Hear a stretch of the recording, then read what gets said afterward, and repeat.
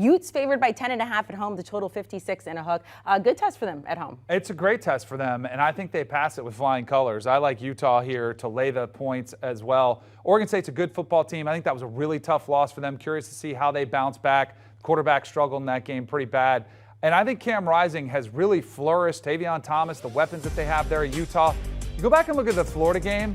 That was a game everybody wanted to write off Utah and say, oh, they have no chance to make the playoff. If they do, I think this is the type of game they need to come out and put a statement game together and say, yeah, we're still very much a player here. They also could have beaten Florida in Gainesville, which I still think is a good loss for them resume-wise. But I think ultimately they get it done here playing at home at Rice-Eccles. Great home field advantage. I like them. I like them big. I'm with you. I think they cover this number 2.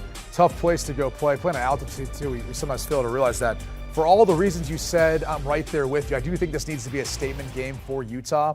And I kind of wonder about Oregon State if they can get back up against another tough opponent 2 weeks in a row now, but this time going on the road. Now, Brant Keithy, the top tight end for Utah, is out for the rest of the season. That's a tough loss for them. They do have Kincaid. He's the other tight end, one of the favorite targets too. And then Devon Vele. He's going to have to pick it up at wide receiver, at least in the passing game for Cam Rising.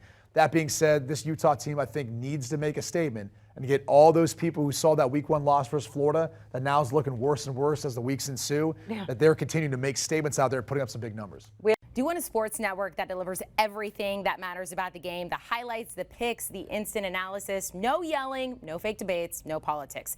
Hit the subscribe button and never miss a moment.